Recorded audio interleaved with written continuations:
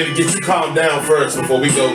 Yeah. Because you got a lot in you today. Pre-production, I know that you had a lot going in on you for pre-production. That ain't gonna calm me down. No, it need to calm you down. Nah. All right. No, that's too slow. That's what I'm saying. I need you to just relax. We gonna give you a little. You was asking for Bootsy all last week. I know, but that's the wrong Bootsy. Yeah, no, we gonna start a little slow because I'm talking about Bootsy. I'm talking about the mothership connection. Welcome to Straight from the Hip. I'm your host, Coach Gerald Boo Mitchell, coming to you live from Sugar Hill, Georgia. Here with my co-host, back in the building. Yes. Back in front of the camera this week, Mr. Jason Allen.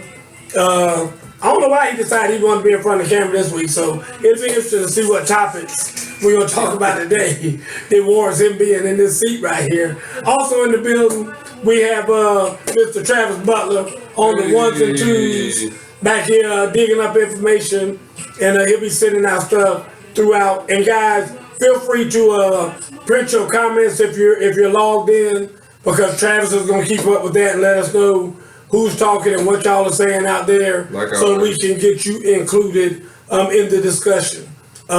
We won't do that for my best friend Brad Davis, because Brad always got something to say about shit, and we don't want to hear that shit. So we won't do it for some people, but we'll do it for everybody else. Yeah, I mean, I think we as we talked about lately in pre-production, like we're trying to make this the people's show. Oh yeah. Because I feel like everybody does sports shows, all that stuff like that, but we want to make it so that, your voice is heard, and you can get out here, clown it up, deal with him. I don't mind letting you know. Right. We give preferential treatment. So anytime you see something from Terry Davis, I want to know what she's saying. I want to know what Miss Peavy is saying. Everybody else, it is what it is. What about the Goodsons? Well, I want to hear nothing from no Goodson. Matter of fact, we're going to find a Goodson band button. We're going to find whatever. But anyway, folks, like you saw in what I sent out, there's a lot to talk about. We'll go ahead and Jay, I'm going to let you go ahead and take it from here. Well, I mean, how are you doing? Listen, before we jump right into it. I'm tired. I'm telling y'all right now, I'm tired. So if I look tired, I mean, some of y'all will tell me anyway, is be sending me memes and stuff and tell me I need to go on vacation, got bags under my eyes. First of all, let me say this to y'all. First of all, I'm a grown-ass man. That's number one. So being a grown-ass man, I got grown-ass bills. Right. Got grown-ass kids. Right. And contrary to what a lot of people think, they think that once the kids leave the nest, they're on their own and whatnot. That's what I think. It ain't working that way for me. Oh, what happened? I mean, Sidney Mitchell still got me on speed dial. So like I said, I mean, at the end of the day, I'm a working father. I'm a working dad. We had the GFL championships on Saturday. Okay. And I got there at 10:30 in the morning. Mm-hmm. I left at 12:03 after midnight. 12:03 a.m. is when I left the park. The kids even play that late? Yes, sir. They did that night over at Collins Hill High School. Ooh. I think the championship game started around 10 o'clock. Okay. The 8th grade championship. Right. Division I.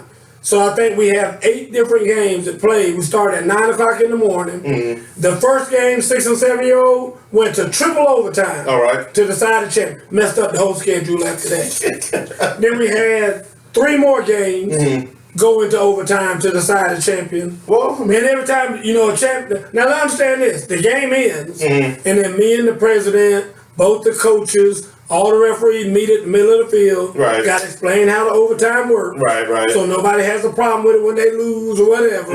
So that's just more time. Plus we had to give out scholarship money and this and that. So at the end of the day, I wound up leaving Collins Hill High School 12:03 a.m. Oh wow, okay. Sunday morning is when I left. That's there. a lot. So anyway, like I said, I'm tired, but we're gonna get through this show today. Cause I'm ready to talk. What we got? You notice for the show, he don't ever check on how I'm doing, but it's all right. Cause we gonna go. You always doing good. Oh, I'm always doing good. Yeah, everybody can tell. Cause when you're not doing good, we can tell. You wear your mood on everybody knows out there. Everybody be putting in a good. What's wrong with Jason today? What's wrong with Jason? What Tony talking about? Tony about what are you talking about? He said everyone should log off. Miss Peavy said, I thought you all did it at 2 different venues so it wouldn't run so late. No, they stopped doing that. They put it all back in the same venue, Miss Peavy. So that's good feedback right there. But nope, sure did. We back. All right, well, let's jump right into it. I guess let's go ahead and start with HelmetGate. Myles Garrett busting jokers over the head with the helmet. He out here. Gang, gang. I mean, first of all, let me say this. When I saw it, I was like, oh, damn, Myles Garrett is wilding. Is it weird that I'm so desensitized by stuff like shenanigans that I didn't even really overreact or even react? I was like, damn, man, that's crazy. And I went on about my business. That's funny you say that, because when I first saw it, I said, oh, he might not ever play football again. Oh, wow. I mean, honestly, that was my reaction, because I was so appalled. And let me tell you why I was so appalled. Mm-hmm. The real reason is, and I know that I haven't heard anybody talk about this, so y'all forgive me, because I haven't seen a whole lot of TV. Because, like I said, being up like I've been, I've been trying to sleep. But all the discussions I saw about this, I never heard anybody say, what would have happened if when he hit Mason Rudolph in the head with that helmet, it would have busted him wide open. Blood going everywhere. I mean, they'd have had to life flight him out of there and all. I haven't heard anybody even talk about that. I mean, think about if that had happened on live national TV. I mean, there would have been calls in the Senate, in the House, the president, everybody shut down football. This is crazy. So, I mean, I think that we need to really think. That's why I was so appalled by it when I saw, like, oh my God, he could have just now split that joker's head wide open. Curtis McGee said hi. Oh, but here's the crazy thing, and Mr. BB, you hit it right, because we was going to come with that content. Mason Rudolph started it. There's no doubt. Myles Garrett just finished it. 100%. But like, what we mad about? Ain't that what your mama tell you? Let me tell you what's so funny. But didn't your mama tell you that before? Somebody started, you finished it? Yeah, but this is what my coach always told me. Well, my coach always told me, they never see the first one. Right. They always see the second one.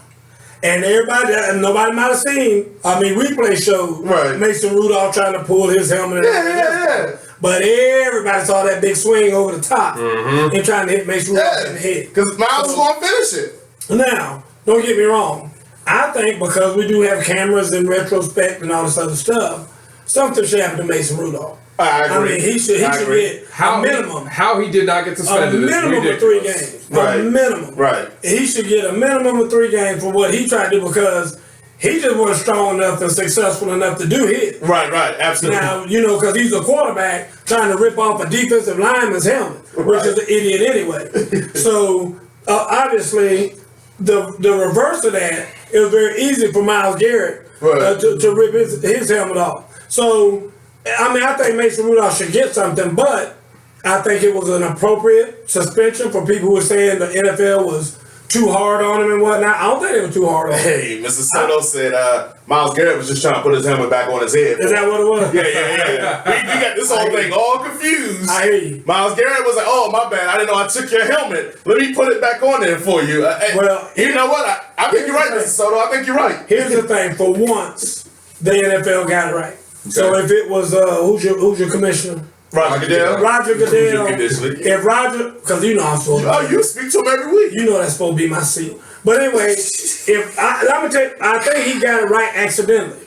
Because I think the reason Roger did what he did and said he's suspended indefinitely. Right. Because he had to do something strong. Absolutely. But I think he wanted to buy himself some time to kind of feel out all the owners on how long this guy should be out. Right. So I think he did it right, but I don't think it was on purpose. I think he just did it that way. Now, he said he won't be back for this year at all. Right, indefinitely, How many games is that? 6 more games left. 6 more games? 6, 7 more games. Okay, so if it's 6 games, six plus playoffs. Cleveland made the playoffs. I was going to say same thing. No, you heard it here first, guys. Cleveland's making the playoffs. I'm just talking about as far as the length of the season. Because my point is that this guy's obviously going to be gone for a while. So that plus, who knows how much more they're going to do for next year. Well, Ms. Peavy said as commissioner, what would you do? Well, I'll probably sit him for at least half a season. Minimum. So 8 games? I sit him for at least 8 games. I'm probably in the minority. I feel like you should only got 4 or 5. No. Being going to be honest with you. So you do the 6 now and then 2 or 3 later. That's what I'm saying. A total of 8 though. Okay. A total. Okay. A minimum now. Yeah. And it's like I said, I might wake up tomorrow morning and say, nah, it needs to be a whole year. And we'll discuss that further because, again, I think he should have got a lot less than we think he should have gotten for the action. But no.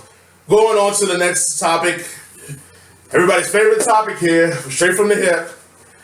Mr. Colin Kaepernick, and I'm gonna let you go first, Coach. Usually, I jump right in and go. I'm gonna let you go and get off first, and then I'm gonna go second. I'm gonna keep it real. Okay. I mean, at the end of the day, both sides of this are being childish. Okay. They've done got into this whatever contest. Piss and match, yeah, piss and match, whatever you want to call it. Where if they really wanted to do this right, if the NFL really wanted to do this right, they wouldn't have called him and given him 2 days or whatever, or 4 days or however long it was. You would have called him and said, "Hey, dude, we want to meet with you, and we want to sit down and talk about you doing a tryout." Yeah. And then they could have worked all this old nonsense out in a meeting. Could have been. They didn't have to meet. Could have been a conference call. If Jay-Z's so powerful and so what, Jay-Z couldn't get a conference call? I mean, everybody talking all this stuff about that would happen without Jay-Z. So Jay-Z can get the NFL to give him a tryout, but he can't get the NFL to pick up the damn phone and call him and get a conference call and say, "Hey man, we're talking about doing a tryout. What's the best way to do this?" Right. And he'll say, "Well, I want Nike there. I want to film a commercial while I'm doing it." I mean, you crazy as hell. Ain't no way you gonna do that. And they could have worked all the details out. Well, what Nike did with Kansas, they never planned on filming a commercial. They never were going to see anybody out. But what my point is that we're hearing all this banter back and forth. Right. That I feel like could have been worked out over a phone call. Like when it was going to be at the Falcons facility. Right. And he said, "Okay, we'll do it at the Falcons facility. Do you agree on that? Check.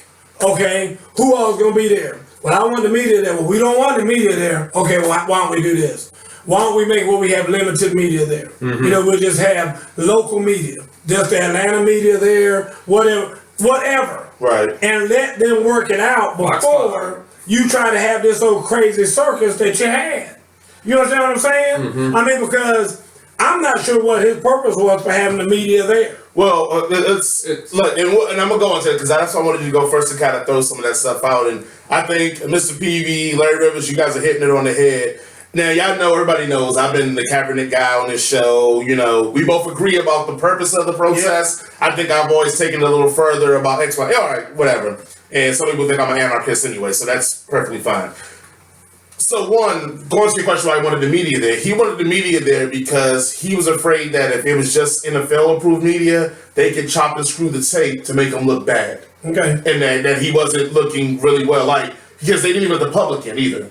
So that was one. Two, they're right. So evidently the waiver or the injury waiver he was going to sign, reports from Kaepernick's campus saying it was not the typical kind. Some policy language in there basically was saying, along the lines, layman's term, that if he signed his contract or this injury waiver, it would have stopped him from being able to sue them in the future for employment issues. Okay.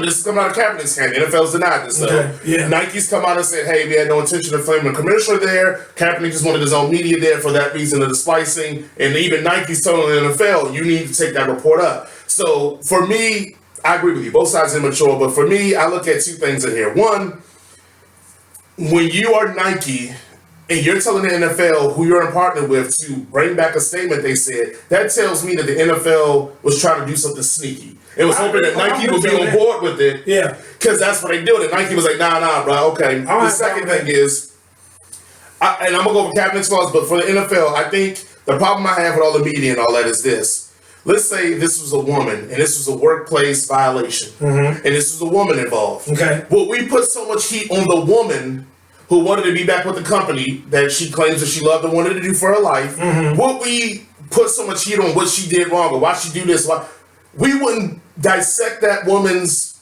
actions the way we dissect Kaepernick's actions for it. With that being said, why is the onus on the quote-unquote victim or the aggrieved party, the party that's losing, to be above moral ground? You know what I'm saying? Like, he's the one that lost his employment. He's the one that X, Y, Z. I'm with you. So, and then the last thing about the Kaepernick, you can't wear the Kunta Kinte shirt.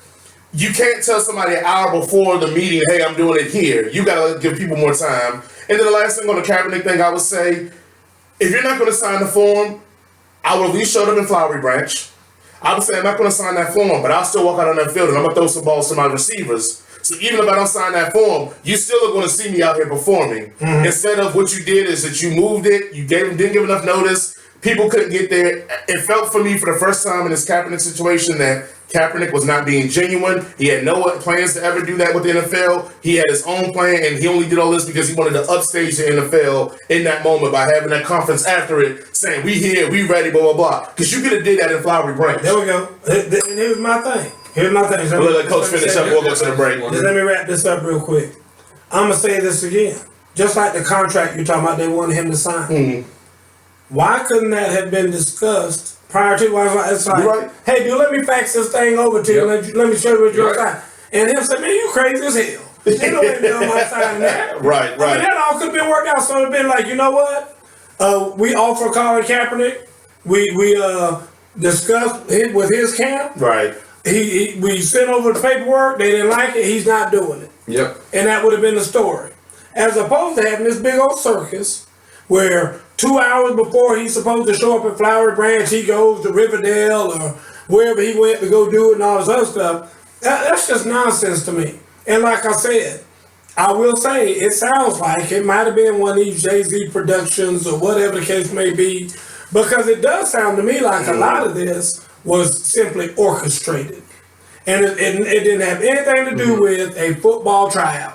Nothing. It didn't have anything to do with a legitimate, in my opinion, football tryout. Even the things that I saw him saying afterwards, and I'll say this, and I don't know about y'all, I don't like the way he speaks. I don't think he's a good speaker at all. I agree. We've had that conversation on the show where I feel like he shouldn't speak. I think he needs to be quiet.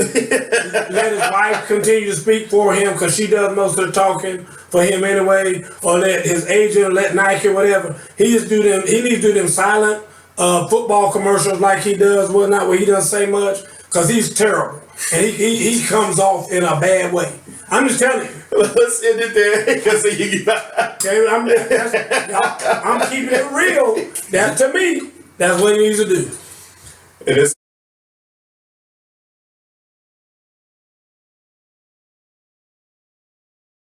We recap a lot of high school scores going on. As we know, it's the playoffs, so this should be fun. Mill Creek beat Newton 45-10. Chancellor Lee Parker 14 for 175 and 3 touchdowns. That was expected. Okay, Roswell beat Willa 31-0. Willa's a basketball school. All right, Marietta beat Camden County 41-13. I don't know why, but I thought that was going to be close. Milton beat Central Gwinnett 42-7. Coach Waffle over there need his ass whipped for having them boys play like that against some doggone Milton. Archer beat Collins Hill 31-28. So I guess it was a crazy end because I guess injured Archer player stopped the clock and I guess it was going to roll on the ready, but Collins Hill wasn't completely ready for it and realized that, and I guess 16 seconds drop off the clock in that moment. Wow. So it contributed to them losing the game there. I heard it was a little crazy, but hats off to Lenny Gregory. I saw him at the GFL Championships the other night. A lot of the high school coaches will come out to watch their teams that are in there. So Andy Dyer was there as well, the Archer head coach. But anyway, hats off to Collins Hill. They gave it a good run. And, like I said, nobody thought that was going to be that close. Tell my daughter to stop hating. Cherokee beat Westlake 41-23. Nobody cared. Colquitt County beat North Cobb 35-7. Which they should down at Colquitt. All right. Parkview beat West Forsyth 35-14. Yeah. C.J. Daniels had 7 carries for 136 yards, 2 touchdowns, and Tyler Curtis was 7 for 71 with 1 touchdown. Understand that Parkview did that without their best running back, Cody Brown. Oh wow! Didn't even play. Okay, so, but he's iffy for playing this week against Colquitt County at Parkview though. So that'd be interesting. Okay, very interesting. Let's see. East Coweta beat Nobody cared about 20-30. Nobody cared but the people in that community. Okay, that's it. Grayson beat Mountain View 31-0. That's expected. Phil Maffa 9 for 138, 2 touchdowns. Maffa's a dog. Lafayette Gervin 14 for 82 with 2 touchdowns. Mm-hmm. Norcross beat South Forsyth 21-0. Mason Kaplan 11 for 13, 186 yards and 2 touchdowns. South Forsyth said they hadn't seen that many people since the Black Panther movie. I'm gonna tell you that right now. They were shocked they went out there on that football field. Conda Fapper. Mr. Peavy, who are you talking about? What Peavy you talking about? Is he hurt? Oh, Cody Brown, yeah, he's hurt, Peavy. Cody Brown is hurt. All right. Lowndes beat Hillgrove 38-8. Hold on, man. We talking about Lowndes County. Oh, sorry, I got to take my hat off too. Oh, my bad. So Travis, take the hat off, man. Talking about Lowndes County. Pay homage, baby. Pay homage. Walton beat Noonan 27-24. Yep, and now we got to play Walton. All right. North Gwinnett beat Shallow 51-14. Now it was 51-0 at halftime, guys. J.R. Martin was 10 for 19, 214 yards, 2 touchdowns, 1 interception, 5 rushes for 81 yards, and 2 touchdowns as well. Is that all correct, Coach? Or was it Let error? me say this. Let me say this to everybody out there. Okay. If you're any kind of coach or anything out there, and you losing 51-0 at halftime, first of all, when the referee comes over and asks you if you want to run the clock, please say yes. Please go ahead and take the running clock. And then when you score, it's not football etiquette to kick an onside kick. I mean, that's what happened? Yeah. Oh, Lord. I mean, when you losing 51-7, and then you kick an onside kick. I mean, thank God that Bill Stewart was our head coach. Right. Because another head coach would have put his ran back up. and been like, let's go on back out there and see if we can find a third digit on that scoreboard. Right. So that's why I'm just saying, don't do that. Don't do that kind of And stuff. I got a hunch that coach knows Black Man very well. I ain't mind.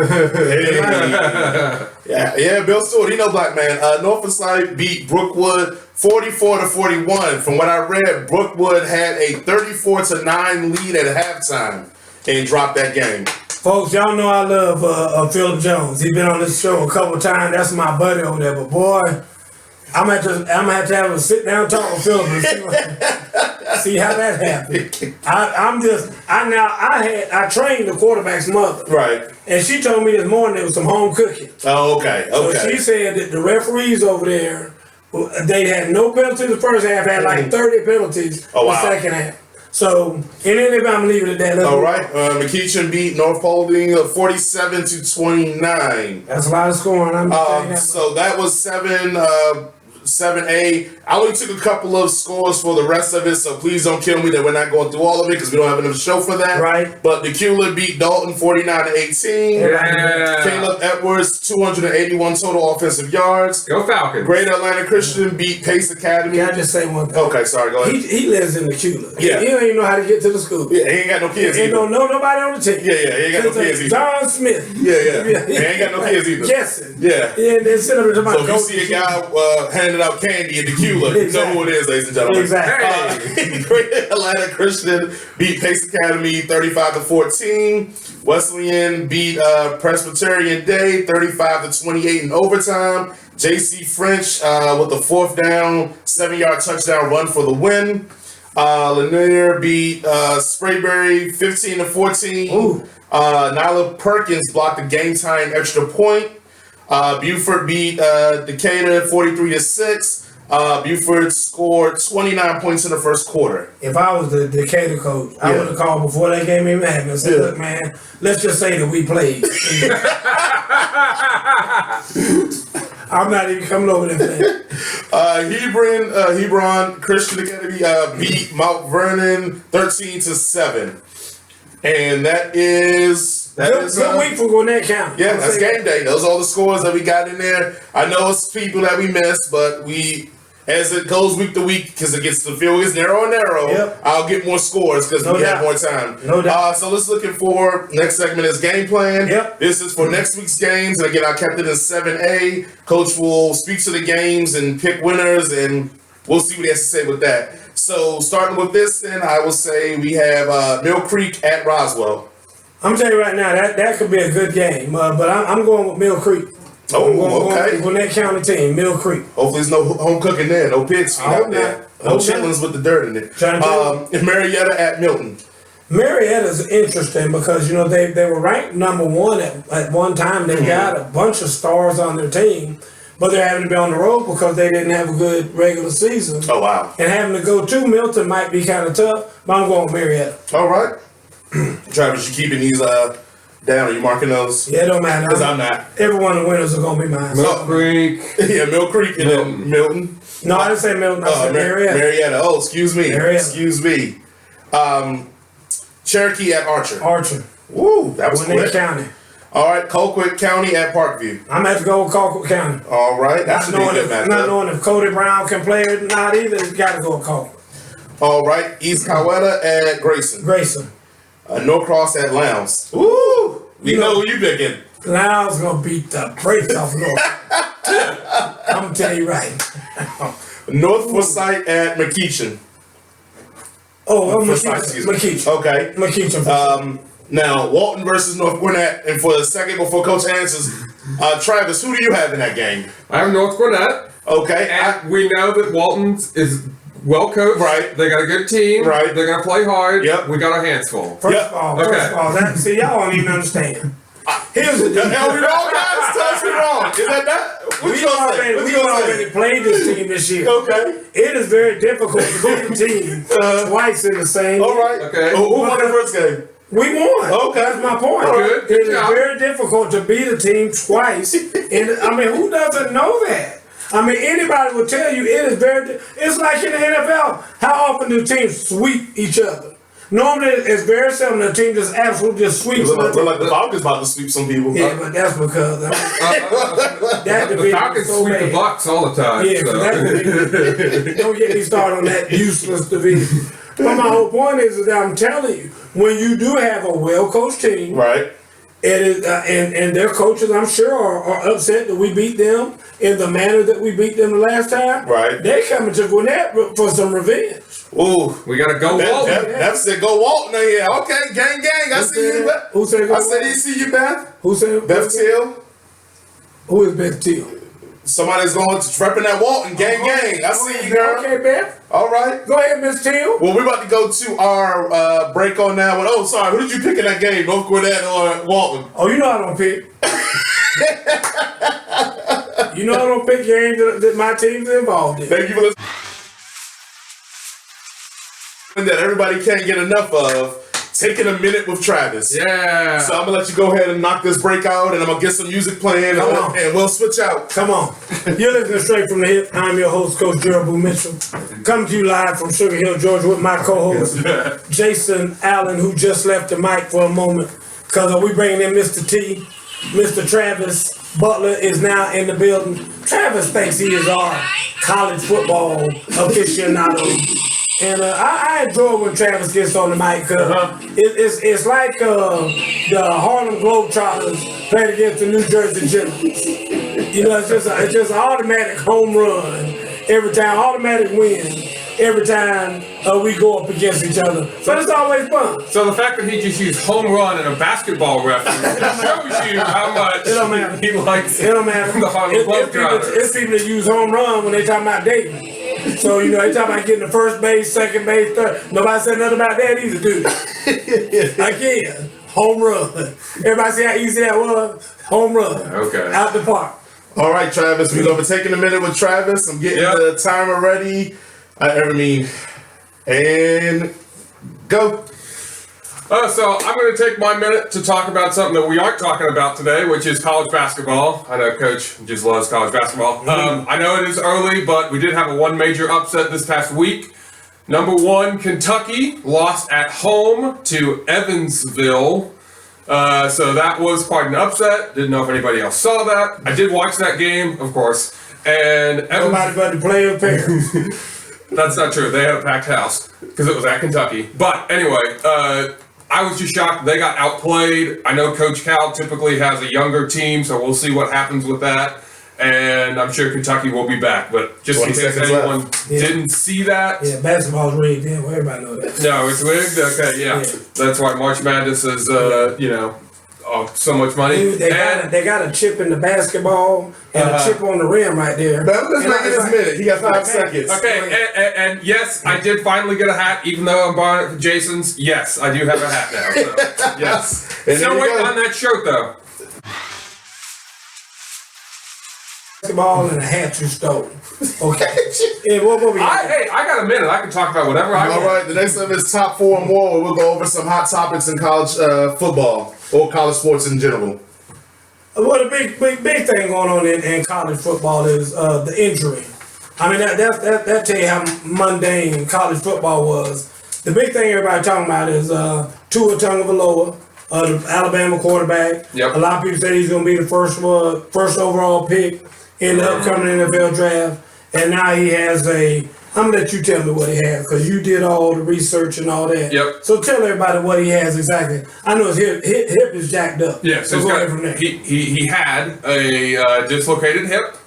The first reports were that it was pretty severe enough that they were actually, comparing it to what happened to Bo Jackson. Okay. Back in the 80s, I guess. Yeah. Before I was born. Yep.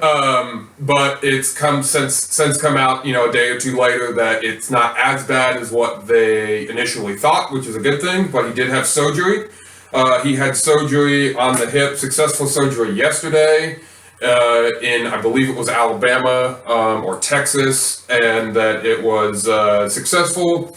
Everything went well. He's conscious, just laying around in the hospital bed. All his teammates have come to see him. We've been posting a bunch of pictures. But the synopsis is that he cannot walk, they're saying, for around 3 months, and he cannot throw for 6 months.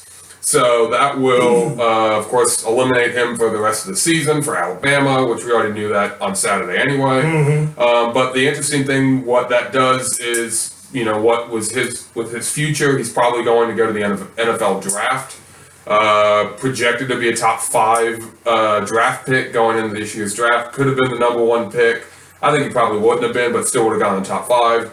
Do you think that affects his draft stock? Of course it does. Oh, of course it does. The NFL is real funny about that. I mean, I guarantee you, there'll be more people looking at that hip and looking at him work out and whatnot than you can imagine. Yes, you're right, Miss Davis. They did fix his busted nose that got broken. Well, if you play football long enough, you're going to break your nose. I've had mine broken about 3 or 4 times. Okay. So, but it's unfortunate for that young man. Mm-hmm. It's unfortunate for Alabama too, because I think that this is really going to keep Alabama out of the playoff. I agree. And I think it's funny because everybody keeps on talking about you can't go by the eye test. You can't go by how a team looks. Well, now everybody looks at Alabama as being that, now they don't look so good. Mm-hmm. We don't know what the backup's going to do and how well he can play or this or that or whatever. Right. And the eye test is going to be bad for Alabama now.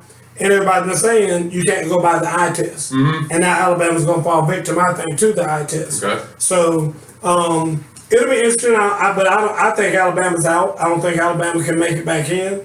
I think that it maybe has built some room for another Big Ten team to get in there. Okay. Penn State's primed to do it. Which we're going to talk about that. If they can pull the upset, which I don't think they will. Which we're going to talk about. I think it's all a bunch of caca.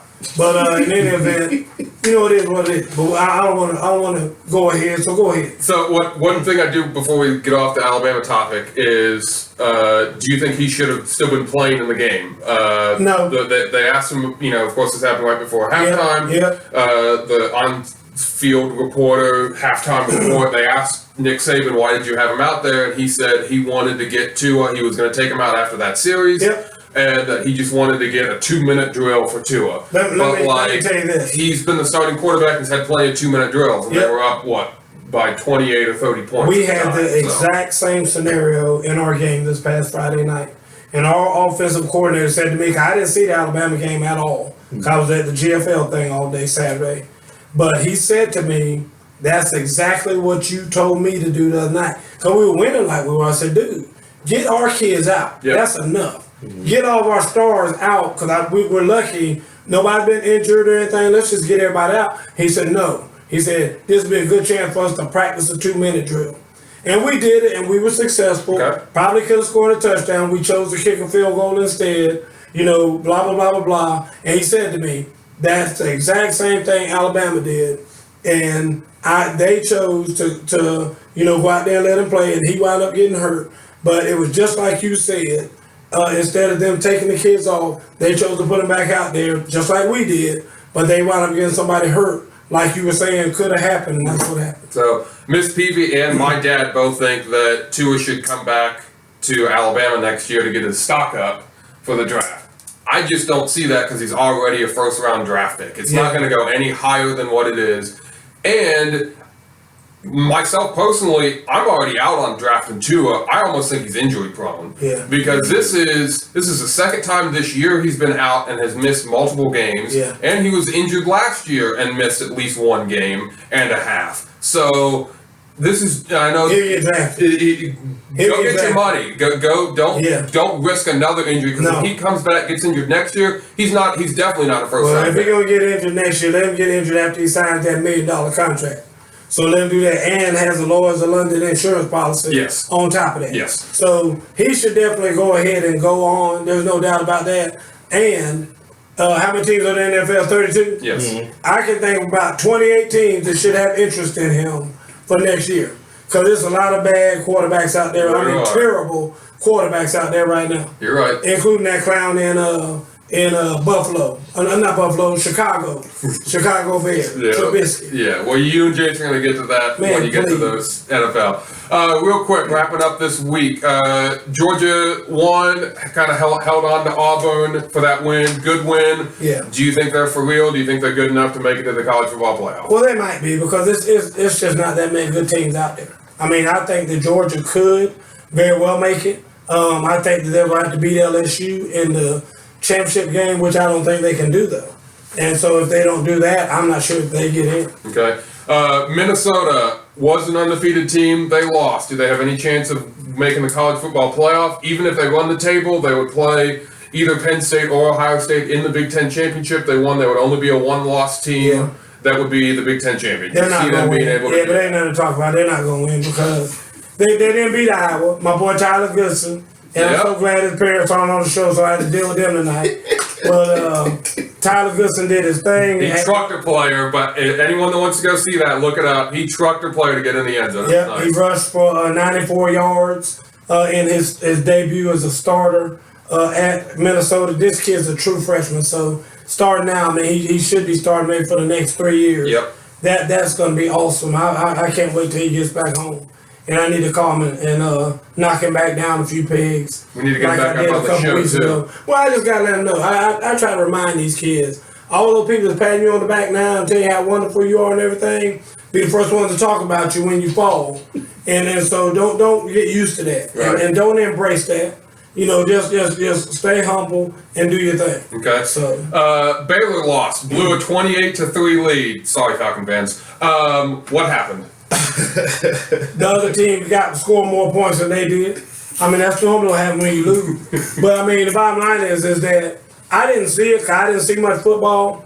But what normally happens in a case like this, just like earlier we were talking about Brookwood against Norfolk Forsyth, teams stop playing to win. Listen to me now, and they start playing not to lose. Right. And that's why you have things like this happen. You got to keep that hammer down. I mean, that's the bottom line.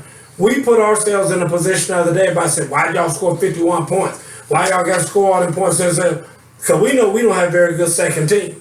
And we were going to put our second team in the game. And so we felt like that was enough points that was a running clock, which we were confident we'd get, at least by the fourth quarter, if not the third quarter, where we would have enough cushion to win that game. Okay. So that's what, but when you don't have that kind of cushion, you got to come out of that locker room ready to go after the second half. Right. And unfortunately, sometimes that just doesn't happen. Okay, so we're going to move on to this week's games. Probably the biggest game of the week. Big 10, Big 12, the Pac. Oh, yeah. Big 12, Pac-12. Which one do you like? I know neither one of them. Both but if there was one conference that needed to get into the college football, because let's say Oklahoma goes undefeated, 1 loss. Oregon, undefeated with 1 loss. Who are you taking? I don't want none of this. I'm going to say that. But if I have to, I asked the question. If I have to choose one, I'm gonna choose Oklahoma. Okay. Because that's the closest thing to a real football team, even though they're not. But that's the closest thing out there. Because the Pac-12 sucks. Everybody. I mean, it's the worst football conference. I would rather go right now and watch the Gwinnett County girls flag football than to watch a doggone Pac-12 football game. It's just terrible. Okay. It's sad to watch. And like I said, Chip Kelly, oh my God, why is he still coaching? UCLA got beat the night got the brakes beat off of them again. Yep. Again. UCLA, terrible. USC, terrible. Stanford, terrible. I mean, they're all bad. They're all bad. And then you got Oregon out there. It's like being sitting on top of a trash heap. That's what Oregon is right now. Sitting on top of a trash pile. And if you're happy with that, you go on sit your butt up on that trash pile and poke your chest out. But that's it. That's terrible. So I think I would actually go with Oregon just because their loss was a lot better Just because against you like Auburn. their uniform, that's all. No. You like them on ugly ass green uniform? No. Okay. But I would go with one-loss Oregon who lost to a legitimate team in Auburn than an Oklahoma team that lost to Kansas State. So. And the fact that he would go with Oregon lets you know. It's the reason why I'm the college football expert on this show and not this guy. You should be going with Oregon. That alone right there lets you know that you do not need to go Oregon for anything. Okay. Well, since you're predicting so much, Coach, let's go to the great Boudini. Come on. Penn State, Ohio State this week. And the game that Jason can't wait for. Yep. And where's it being played? Ohio State. At Ohio State. Guys, listen. If you got some money, it's a good time to bet some money. It's going to be at least 21 points. They're going to beat them at least by 21 points, Ohio State is. Because, in that conference and in these kind of games now, all bets are off. I mean, the gloves come off. There ain't no gentleman, hey, let's not make them look bad this shit. They ain't finna lower the boom on Penn State. I can tell you that right now. And Ohio State trying to make a name, too. Right. They're trying to get that number one up there. So if they can beat these jokers 70-0, they're going to beat them 70-0. And it just might be that. Sorry, Jason. I like Penn State. I think they're a good team. I think they're a top 10 team, but I'm going to go with Ohio State. But I do think it's going to be close. I think it's going to be within about 7 to 10 points. Would you guys rather have a one-loss Big Ten team or a two-loss SEC team? And I would take a 3-loss SEC team before I take a 1-loss Big Ten team. I'm just listen. I said it earlier. Especially, it depends on who you lost to. For instance, if I'm an SEC team and I lost to Alabama, Georgia, and who's another top? LSU. LSU. Yeah. LSU, Alabama, and Georgia. Those are my 3 losses. Man, I could be ranked number 1 with them 3 losses right there. I'm just telling you. Because this conference is a better conference. It's just a better conference from top to bottom. I mean, there's a reason why you have Georgia, Florida, Auburn, Alabama, all these guys in the top 10. And in the top 15, normally you have 7 SEC teams in the top 15 when the rankings come out every year. Am I right or wrong? Roughly. Roughly. Right. I mean, hell, I think they even have South Carolina in there. No, we weren't ranked this year. No, we were never ranked. Yeah, we're not very good this year. Real quick, Texas Baylor. Who wins? Why? And anything? Does this have anything to do with the college football playoff now that Baylor lost? No, it doesn't. But this is a big battle in Texas. And I tell you what, I'm gonna go with Baylor. I'm gonna pick Baylor right now. They'll bounce back? Well, I mean, I don't really give a damn about either team, but I just want to piss Jerry Madden off because he's a big Texas fan. I'm going Texas because I think Baylor is just going to have a letdown because of what happened on Saturday. That's all the more reason why they're going to be picked up. Okay. Real quick, who's your top 4? Any changes and predictions for tomorrow? I don't think there's really any changes I don't either. From last week. However, I will say this. I don't like Alabama. I was real kind of high on Alabama being where they were. Mm-hmm. And I'll tell you what, I said it last week. The people who are sitting in the catbird seat right now are Georgia. Georgia's sitting in a good spot right now. So very, very.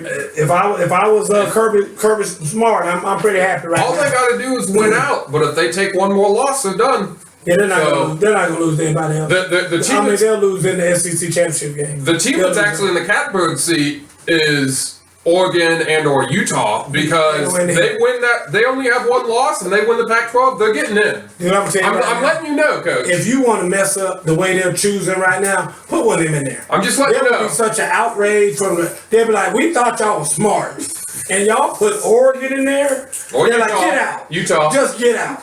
Or Utah. Either one. Either one. If a Pac-12 team gets into this thing, they're done. I'm just letting you know. Come to Lisa Rice, they'll be like, get out. I guarantee you. They'll be like, that's just stupid. So you can forget that. Okay. Right. That's it for college football.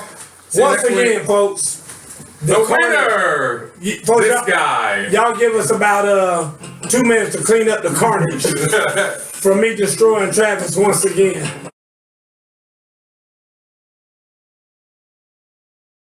We're going to go to my favorite segment of the week. I love this segment because I like bringing that heat and then letting Coach feel the way he feels. But we call it Overreaction Monday. And we're dealing with the NFL here. So let's start. Cowboys beat the Lions 35-27. Overreaction Monday. Dak's pregame stretch is the real magic. No, actually, Dak is real. The overreaction is Dak is the most important member of the Cowboys, and Jerry needs to go on and pay him like an elite quarterback. See, y'all don't see what's happening. I see. Y'all know I'm all seeing. All knowing about NFL football. Dak and what's running back's name? Ezekiel Elliott. Yeah. They already got together and said, look, I'm going to chill for a little while. I'm not going to run. I'm not going to Right. behind this $13 billion line I've got. We just going to chill, let you do your thing so you can get your money. Now I already got my money. That's looking out for the home team. Looking out for the home team. Yeah. Let the homie get his. And so I'm going to trip up and slip up a little bit and whatnot. And I'm going to get mine. You know I'm going to get mine. So you trying to say Zeke is the fall guy for that? Zeke is the fall guy. Hey, shout out to Chris Carter who ain't got a job. Him and Cap gonna be hanging out. Colts beat the Jaguars 33-13. The Jaguars need to go back to Minshew because Nick Foles is trash. I'm with you on that now. Nick Foles is bad. Here's the thing about it. And everybody like, when Nick Foles was so good when he was with Philadelphia and he won the Super Bowl and did this and did that, that was in Philadelphia. This is a whole different situation. And you can't just necessarily take a player out of one situation and put him in another situation and expect them to be the same player. And that happens all the time when somebody gets traded. They think that this dude's still going to be, look at Odell. How is Odell Beckham doing out there? I mean, he got style. How many? I know how many touchdowns he got. Oh my! Exactly. Got like 3 touchdowns. I don't think it's that. Frank Rice, the Colts head coach, is the most underrated coach in football right now. Overreaction Monday. What you say? I wouldn't say the most underrated because in your mind, I think it's Tomlin because you don't like Tomlin. Tomlin has won Super Bowls in it. Okay, go ahead. Everybody's saying, hold on. Everybody's saying that Tomlin should be the coach of the year. There's a lot of talk. I agree. I think he's the candidate. Yeah. I know, but that's what I'm saying. So to me, like I said, I think that he's sometimes underrated. But again, now Frank Reich, people don't even know Frank Reich. Outside of me being a hater on Tomlin, ain't nobody underrating Tomlin. Oh, there's a lot of people underrate Tomlin. There's a lot of people underrate Tomlin. Name him. Is it Travis? Well, that's he's a Bengals fan, so that's why he's underrated. Both of y'all do. I'm just saying, there's a lot of folks who do, but even Stephen A. said the other day, he said, I think it's time that Tomlin get some props for being the coach that he is, doing what he's doing, what he's got. All right, let's go to the next one. Bills beat the Dolphins 37-20. This one's going to be great, guys. Josh Allen is the white Cam Newton, and one day will be the MVP of the league. Yeah, you know that's bullshit. I mean, you may well say I'm going to be the MVP of the league. I'm saying Cam got an MVP because the defense was good, he still was inaccurate, and he had a good record. Now, let's say Brady retires, Dolphins still trash, the Jets is trash. Yeah. The Bills can go 14-2 and Josh Allen have a good year. It doesn't work that way. He will never be the MVP. I be what you got a car. We both got cars. Yeah. You want to bet on cars on that? Nah, mine's a company car, so I can't even bet it if I had it. Next one is Vikings beat the Broncos 27-23. It is time to get off Kirk Cousins' back. He's clutch and he can play in the big games. What's next? Kirk Cousins is terrible. Saints beat the Bucks 34-17. The Saints are the best team in the NFC. You might have an argument there. I mean, they're one of them. I won't say the best, but they're one of them by far. Man, the Niners are going to beat the brakes off them. Jameis Winston is not the issue. It's actually Bruce Arians' coaching. Jameis Winston has always been the issue. On and off the field since he got there. I mean, for the fact that he still has a job is amazing to me. Is flat amazing to me. He's terrible. Okay. I mean, terrible. The Jets beat the Redskins 34-17. This proves that Adam Gase can coach. Adam Gase is terrible. I mean, ever since that press conference when he had that little eye problem going on. He had the Forrest Whitaker? Yeah, He had the lazy eye? That was worse than the Uncle Ruckus eye? I don't know what he was doing. You saw him smelling some stuff a few weeks ago, Dude, right? I On don't the know. sidelines? I don't know. Yeah, baby on that yayo. Yeah. I don't know what's going on with Adam Gase, but that's again, just like I said with Taggart, I don't know why they hadn't gotten rid of him yet. I mean, after 1 year, after a couple games, it's like, dude, this ain't gonna work out. That's a Jay bad Gruden team beating another bad team right there. Yeah. Absolutely. The Ravens beat the Texans. Lamar Jackson is the MVP, and he's a better quarterback than Deshaun Watson. No, I don't. He's sure not a better quarterback than Deshaun Watson. Now, could he slip on banana peel and be the MVP? He might, the way this thing works. It depends on how far he can take them. Right. Because I'm going to tell you right now, and I give him a hard time all the time about being a quarterback.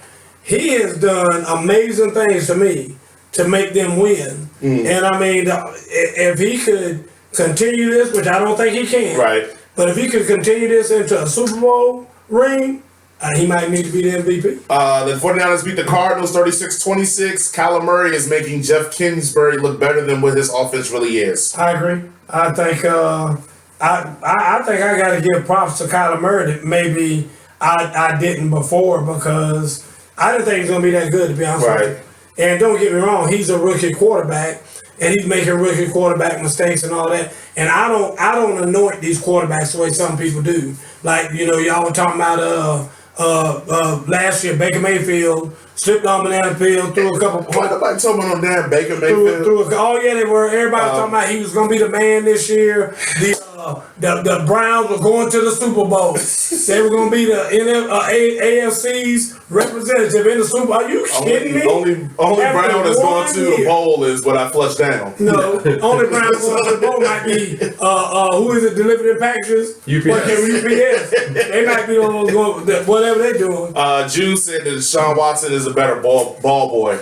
Yeah, that's just disrespect. Who said that? That's my homeboy June. Oh, okay. The Raiders beat the Bengals. The Raiders are the best team in the AFC West, and that includes the Chargers, Chiefs, and Broncos. Raiders are the best team in the AFC West. Well, I think they're in the AFC West. I thought before you asked if they were the best in the AFC total. No. But no, I agree they're the best probably in the AFC West right now. Yeah. Over the Chiefs? Well, the Chiefs have been slipping up ever since Mahomes got hurt. How good does Gruden look right now getting rid of Mac? And he's talking about that every week. He ain't really concede that yet. He's talking about that every week. I'm not going to concede. I ain't even going to go there yet. I'm not going to concede. Browns beat the Steelers 21-7. Your man Mike Tomlin. The Browns are back, baby. What you got on them? How many games they win? What's their record? I don't know, man. What's their record? It's 2 in a row for them now. A few. That's why we call this Overreaction Monday. That's why we call it that. Patriots beat the Eagles. Brady's looking old, and it makes it feel like Gronk was the key to their offensive success. No, Brady's not looking old. Brady doesn't have a whole lot to work with. Ever since they traded away Crackhead. Alex Gordon? Josh Gordon. Man, we call him that a crackhead. Because that's what he is. And everybody knows that. Ever since they got rid of him, he's not happy because he doesn't have that threat. Now, he still got Edelman. Yeah. And matter of fact, Edelman threw a touchdown pass. Yeah, he did. Brady didn't throw one. And so Edelman threw a touchdown pass. But the bottom line is that he got to calm down a little bit. And he just get a little older, so he get a little bit more cranky. And you have a little bit less patience. Because you don't have about 2 or 3 more years left. Right. You want to be good years. You want to be surrounded with talent. He doesn't have that. All right, we're coming to the end, and this is going to coincide with Coach's Corner with 3 minutes left. So you have it all. The Falcons beat the Panthers 29-3. The Falcons are going to run the table and make the playoffs. Overreaction Monday. Let Coach have it from here. The only tables that the Falcons might run on are the ones down there at the Magic City of the Pink Pony. Because that's where Big B's in there been all long. And everybody knows That's why you can't have a successful franchise in the city of Atlanta. Because them jokes spend way too much time in all the strip clubs and all that other stuff, right? United won a championship. But man, soccer. They only half of them don't speak Soccer English. guys don't go to no strip club. They only half of them don't speak English. Let me tell y'all this. Here's the problem. I was sitting with a bunch of Falcon fans during the first part of the game yesterday. And they know I hate them. And so I was giving my displeasure. Everybody knows I hate the Falcons. And all of them love the Falcons. I'm amazed at how many people love the Falcons. And Jason is being funny about the stuff he says on here. This is the way some of you knucklehead Falcon people really believe that y'all aren't going to win another game and go all the way to the Super Bowl, not lose, and just keep winning. Why can't they? All the way to the Super Bowl. What won't we do it? Why can't they? Yeah. Let me tell you why they can't. Matt Ryan. Julio Jones. Julio Jones. Or Julio Holmes. Vic Beasley. I got 52 reasons why they're not going to do it. Not to mention Dan Quinn and a bunch of them other jokes. I mean, they're just not a good football team. And that's okay. Y'all love the Browns. Y'all love the, what is it? Have you heard about the lonesome loser and all that? Y'all like the Browns for being losers. Why can't y'all just like the Falcons for that? Why do y'all have to like them because you think that they're going to win? Why can't you say, oh, you know what? I love going to the Falcons game because our boys try real hard and they give their best. But we're just not a good football team. We're just not a good franchise. The Browns make millions of dollars. They say outside, I think, the Oakland Raiders and the Dallas Cowboys, nobody makes more. They might even make more than them. But nobody makes more on paraphernalia around the world. They say everybody in the world likes a loser. And that's why everybody, oh, poor Browns. I love the Browns. They try so hard. Why don't you just let the Falcons, why don't you just accept that for Atlanta? Because that's what it is. I mean, seriously. The worst Super Bowl loss in the history of the game. I'm gonna stop. But y'all know I'm right. Y'all know I'm right. They are that bad. Vic Beasley. Somebody told me, said, yeah, my nephew Casey, I saw him on here earlier. Talk about Vic Beasley. He's had 3 sacks in the last 2 weeks. Okay. So he's up to what? 4 sacks? 4.5? In how many games? 4.5. How many games? 9 games? In 9 games, he's up to 4.5 sacks. I saw Aaron Donald get 4.5 sacks yesterday when they played. I mean, he had 4.5 sacks in 1 game. And you sit up and tell me about Vic Beasley getting 2 sacks yesterday? Or 1.5? I mean, does anybody really care? I'm serious. Here's my thing. Don't come on here, Falcon fans. I dare you. I dare you to lose another game and bring your ass on this show. Because you said it. If you said they're going to run the table, I'm going to remind you that you said they're going to run the table. If they lose by a point, if the referee cheated, it doesn't matter. The bottom line is, once they lose, don't come on this show.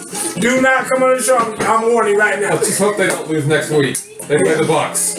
Yeah, I hope they do. I'm going to be pulling for James behind next week. I hope they beat them. You want to talk about disgrace. Lose to them and see what happens. But it's the NFC South. Anything can happen. Just trash. Remember I told you about that garbage heat? That's it right there. Folks, we got to get out of here.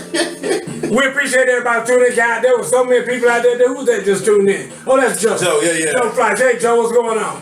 God, we got to get out of here. We enjoyed it. Glad y'all were here. PBs. All the PBs, Terry. Chris Butler, Terry. Oh, yeah. Israel. Horace Maynard. Yeah. Rob Underwood. We had so many guys. Casey Mitchell, my nephew. Terry Davis. Head Falcon lover with his old dumb behind. You smarter than that, Casey. Just stick with those dumbass team for this long. Anyway, Chauncey Rogers, yeah. We got to get out of here. Folks, we love y'all. We'll see y'all next week. Good night, Miss Francis. Straight from the hip. Talking about some damn Falcons. Oh. I can't stand it. I can't. I mean, at all.